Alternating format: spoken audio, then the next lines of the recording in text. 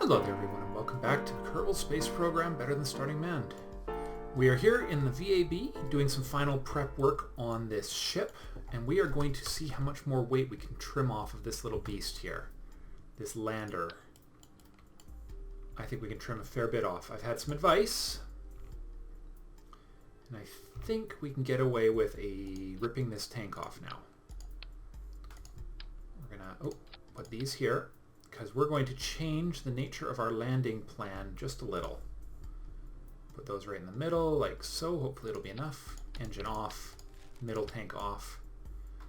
Okay. See, the key change I'm making is that there will no longer be a solar array on the lander. I'm going to have one battery, which should, in theory, be adequate for my purposes. And we'll keep the RCS on. And what we're going to do is, based on the variety of advice I've gotten, we are going to put a solar array on here. And we're going to do that in a much more intelligent manner than I have done, if this works.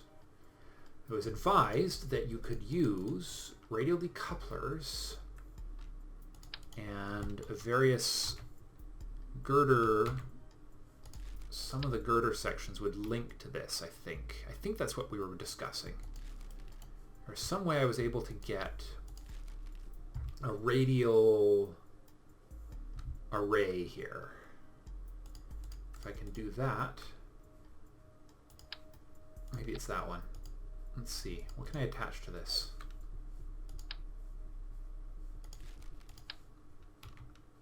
Let's see. That doesn't attach to that. These? No.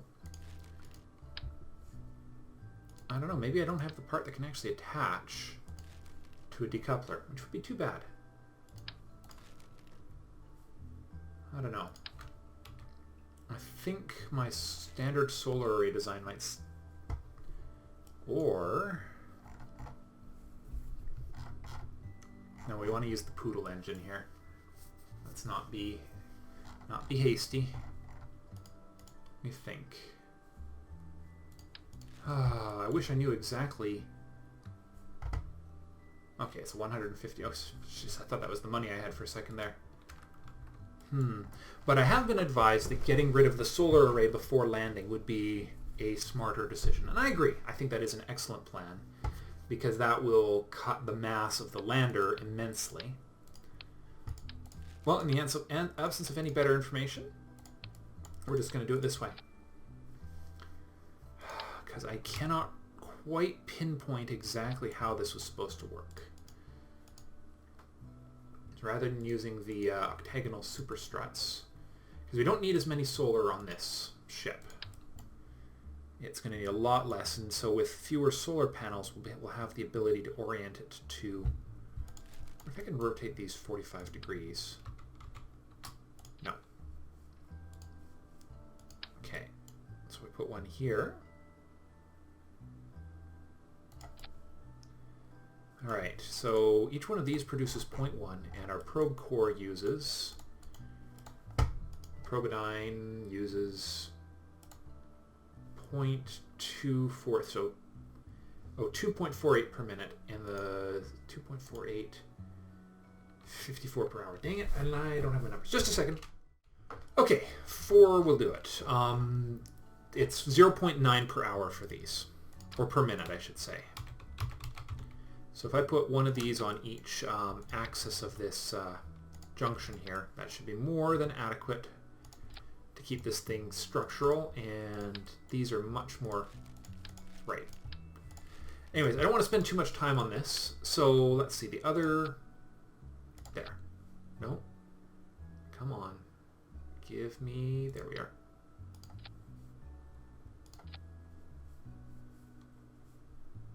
Come on, you stupid thing.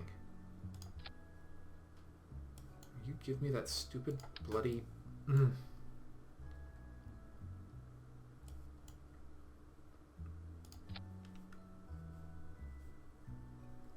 Okay, that's apparently locked inside. That's interesting. There we go. That'll do. Okay, 1, 2, 3, and 4. Okay, so the reason we've done it this way is I have reprogrammed this thing for free return. So this thing has, I can actually even get rid of the battery on this, although it would be nice to be able to do a final orientation on it. The big downside to a free return is figuring out exactly how to orient this thing. So I've readjusted this thing for minimum pressure of about 0.15. I think that'll be okay. Sure hope so. We've got that decoupler. Maybe I'll put one additional battery. No, you know what? We want to save as much mass as possible. I'm trying to save mass here. So this array will keep the ship, because those are not blocked. I'll be able to orient this thing to face the sun for the entire trip out. And the solar array will get left in orbit. And so we're only going to land this, well, okay. More precisely, we're going to use as much fuel as we can. We're going to get this as close to the ground with the fuel on this ship. And then when we're almost to the ground, we're going to ditch this whole big rig here and land just this thing.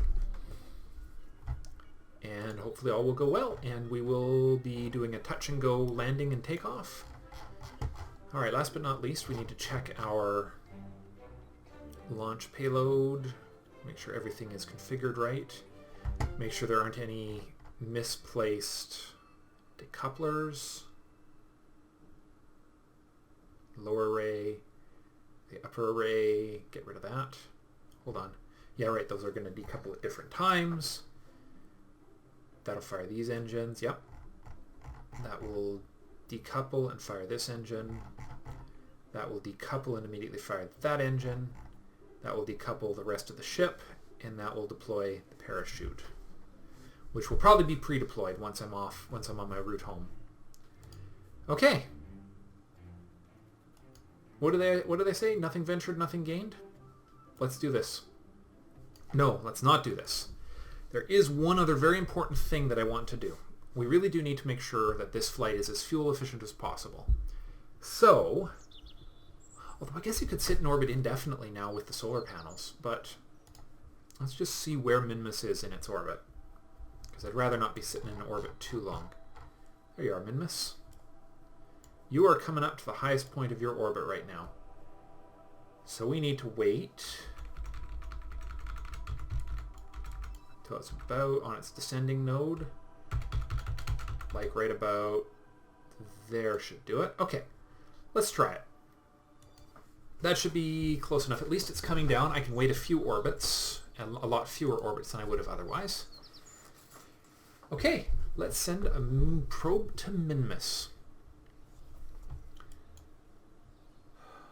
Yeah, there we are. Minmus Goo Return Mark II. A terribly inspired name for a spaceship, but oh well.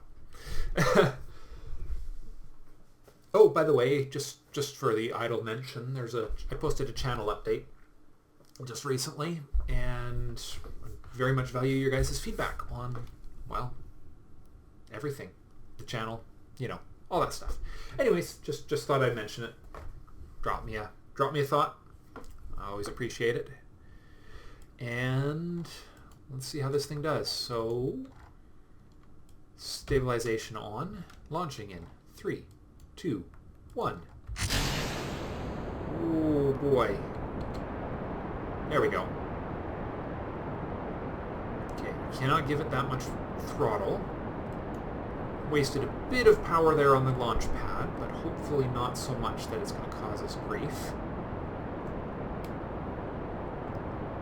Okay, I cannot afford to have my main engines overheating. That would just be terrible. Okay, I think we're under control now. And now the solid rocket boosters should just drop away beautifully, which will be great, instead of carrying them to the next level. That's one down. Beautiful. I just hope they don't do too much damage to the, uh-oh. Shoot, I hope they don't do too much damage to the launch pad. Huh. I might have to go check that. Maybe we should do a slight 2-degree tilt here just to start moving us away from the launch pad a bit. Might not be a bad idea. Okay, and get rid of those. Whoa. Okay. No significant damage to the main ship. Good. And now we're not carrying dead weight, which is an excellent, excellent piece of news. Downside is we're definitely not doing well on the launch power here. But we didn't slow down, which is good news. Oh, there goes our gravity turn mark.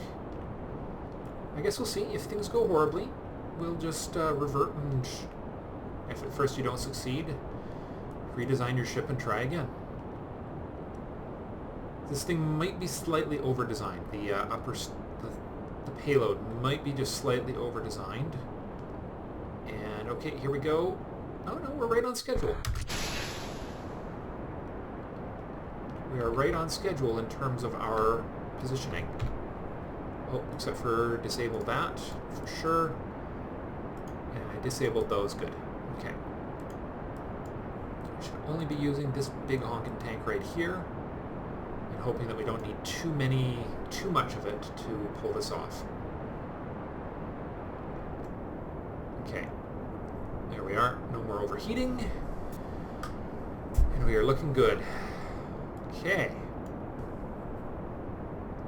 Apoapsis of 37 and rising. Lots of gas left in the tank there. It really, really wants to tip this thing over this time. Wow, okay. That's interesting. I guess it's really top heavy is all. Okay, we'll just keep drifting it over a little more.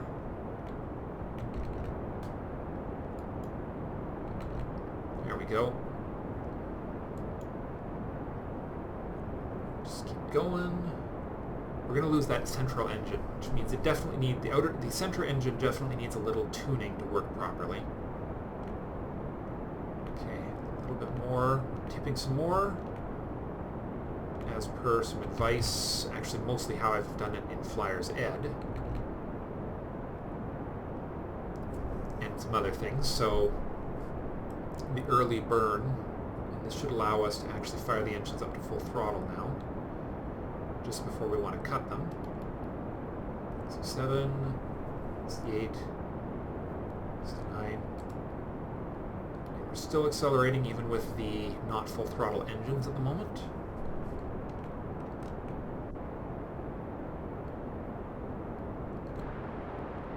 Okay, here we go. So 3, 4, 75. Okay. Let's give ourselves a quick orbit burn plan. Just a good habit to get in. Plan the burn. Make sure you don't wind up with anything too screwy, like an apoapsis of stupid high.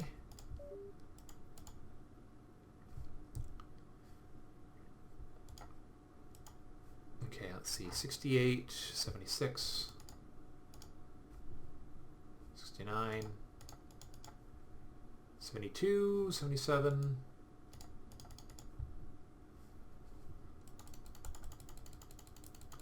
How much time do I have left? Not a lot. In fact, I'm going to need to be burning that pretty quick here. There we are. Good enough. Okay. Minute and 12 seconds. Yeah, right on schedule. We've got to fire our engines like...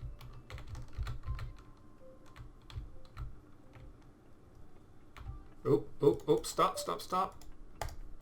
Engines online. Oh my gosh. Fire. For God's sakes, fire those engines. A little late. Not too late, but a little late. Hopefully not, unfortunately so. As much of this going into the periapsis as possible.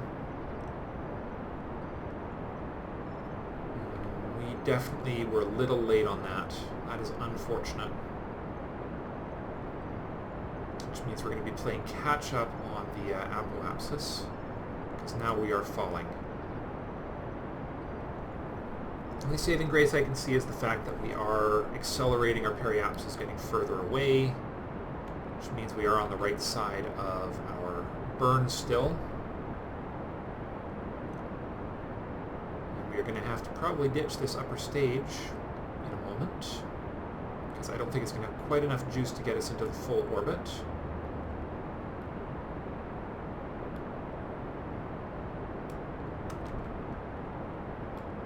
Okay, getting ready to kill the engine.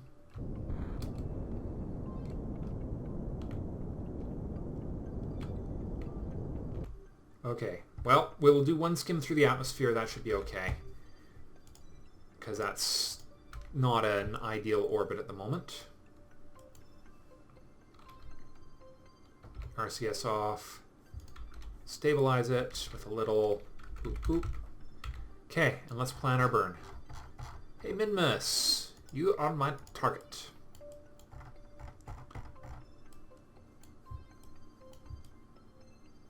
Okay, so if I burn, we've got a sun rising relative to it, I think. And ideally, a little further. Whoa.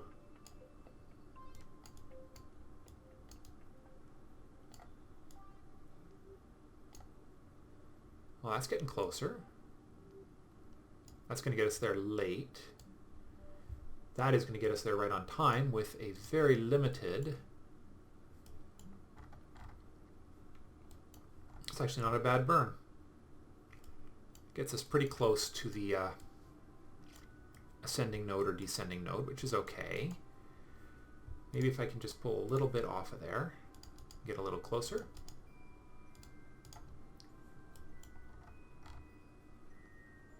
That's the wrong apoapsis. There we are. Yeah, we're getting closer. Good enough. 58 kilometer or... Yeah. And that's a one-day transit too. That's a bloody beastly burn. Wow.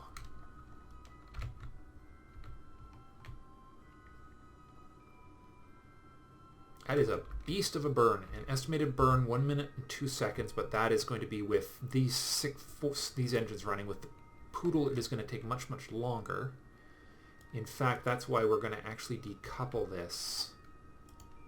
Actually, probably right now. Because I don't want that thing in my way for the burn. I don't think the tiny, tiny fragment of fuel that was left in it will be really worth the trouble. And I can just wait till that thing finishes rotate its rotation to retro. Hopefully not hit it. 20 minutes. Okay. We'll just let it keep rotating. It's actually just about perfect burst, isn't it? This is just a tiny, I mean, it's a whole 11 tons of fuel, so it's not enough for me to be really worried about. We're just going to do a quick retro puff to get this thing out of orbit. Get rid of one more big hazard to navigation. I think my launch stage is going to need a rejig for future missions, though. It just seems a little tiny bit underpowered at the moment. Okay, 3, 2, 1, and there we go. Good enough. That's all she wrote. All right. Lots of RCS left in the lower tank, and I did not set a key to activate the upper tanks, which is a little bit of a problem. Which unfortunately means I'm going to have to be very, very prepared to activate those tanks on the descent.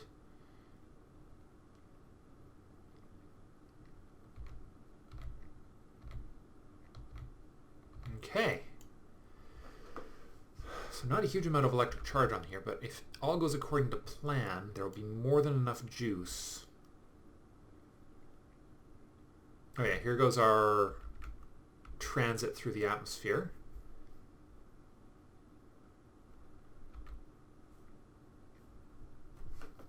Should not be enough to make any difference to our long-term flight here.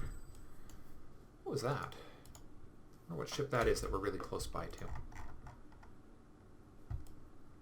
Oh, we got so many. It's one of our satellites. We got tons of crap in orbit right now. We're actually within 64 kilometers of one of the satellites too. That's kind of cool. Okay, well, we are losing a tiny bit of apoaps, which is very unfortunate, but that is more or less life. There goes almost past our periaps.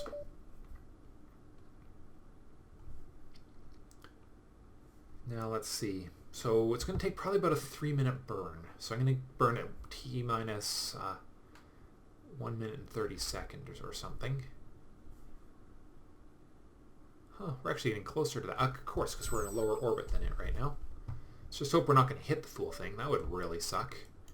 I don't think there's any risk of that, though.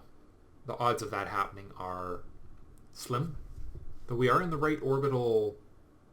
Actually, no. We're in the right orbital slot.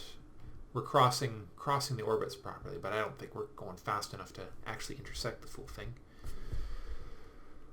Okay. Well, we're almost to the point where we can time warp properly again. We've lost just about a kilometer of apoapsis, which means I'm going to have to recalculate our orbit once we are back in a stable. Or recalculate our burn, ever so slightly. Come on. God. 2,300 meters per second. It takes forever. Alright, there we go. Alright, we'll go past that a little bit. And now let's recalculate. Because this will not be locked to our current orbit, it's locked to our old orbit. Okay. Okay. That's good. That's good. I think it actually is costing us a tiny bit. We actually reduced our fuel use for that one. Whoop. And it's only a 6.5 degree off. Which is not bad. We're coming in pretty close. That's a 77. That is a...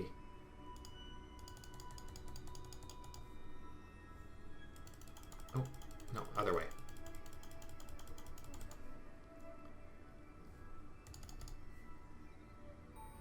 One, two, three. That's a 40 kilometer. Oh, God. You know, we're just splitting hairs at this point anyways. I guess we're going to find out pretty quick if the fuel is... or the solar array is adequate for the job as soon as we shut the poodle engine off. Okay, so burning at T minus... That is not my target. Oh no, we're just getting really close to, well, comparatively close to something.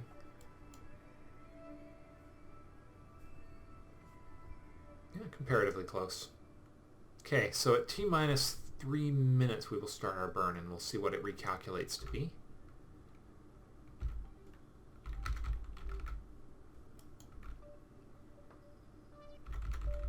Okay, reorient for the final bit of burn here.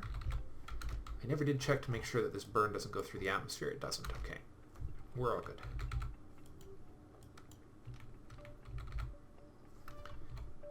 Okay.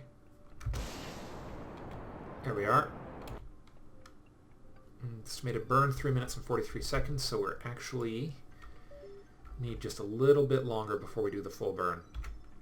A minute and 2 minutes. No, 1 minute 45 seconds. Or yeah, here. Burn right here.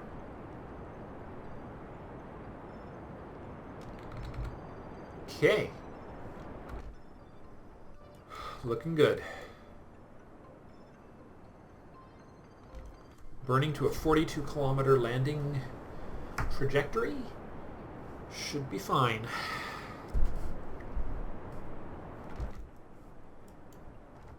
I mean, if we were returning to Kerbal, it would be a heck of a messy slingshot there. But we're not. We're going to actually have a control over our burn back to orbit, so it won't be so bad.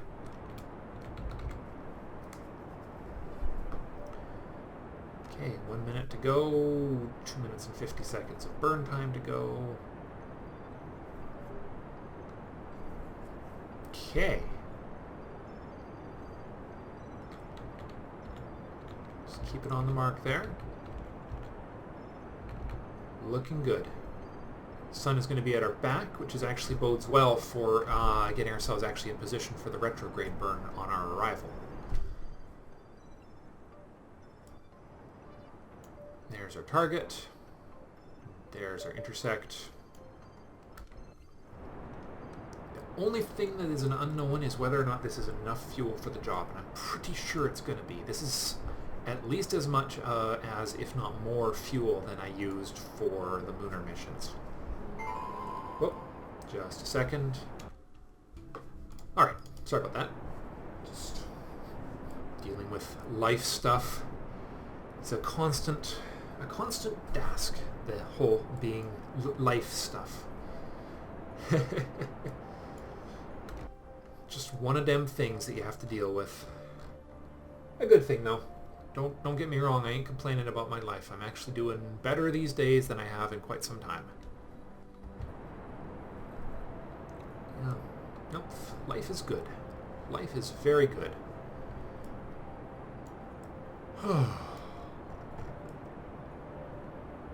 Yeah, I like that. I wish I could figure out a way to do it with decouplers. I probably should have spent some more time testing that, but I'm sure I will be informed. Hopefully my viewer will inform me of what I missed, basically. Because the conversation, I couldn't finish the conversation as of when I'm recording. I had a question sort of vaguely mentioned, and yeah. I was sort of vague on the advice I was being given. I just hope I got the right idea out of it, of the design. It'd be neat to attach it radially though. Yeah, we just don't quite have the tech to do that, I don't think. Directly to the tank. Oh well. No biggie. Alright, and there goes the moon's orbit. In 20 seconds it's going to go from the moon's orbit to the Minmus orbit, which is just blows my mind every time. I always mention it, and it's still, it's one of those things where I go, wow, really?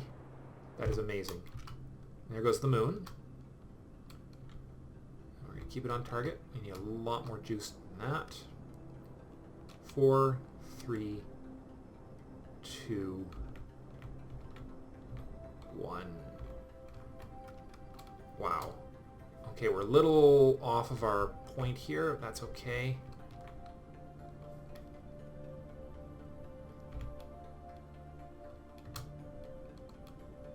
Just keep bringing it down.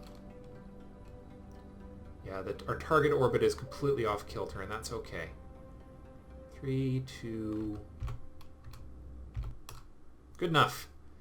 No crazy lunar encounters. Good. Wow. Better than good enough, really. Okay. Last thing now. Let's see if our solar array will produce enough power to run this ship. So all we need, it's using 0.4, and we have... I hope that's just being rounded. If it's not being rounded, this might actually be slightly under. These 4 times 0.9. It would be 0.1 each to actually match the usage. So if I'm off, this thing is very slowly going to run out of juice.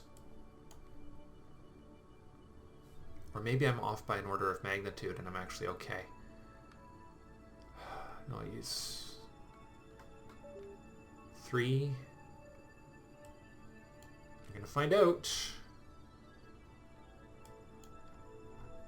Still one solar. Some of these aren't online yet.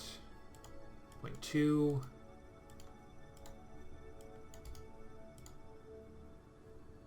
0.1. And this one is not online yet.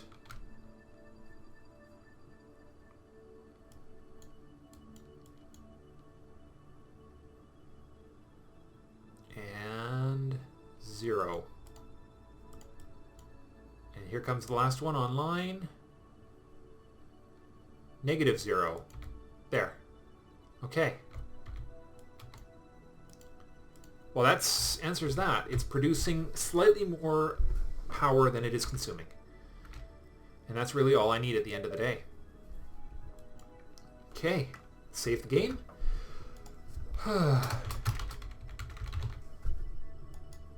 Well, that's all for today's episode, guys. In the next episode, we will go and attempt a landing on Minmus. Thanks for watching, and I'll see you in the next episode. Bye for now.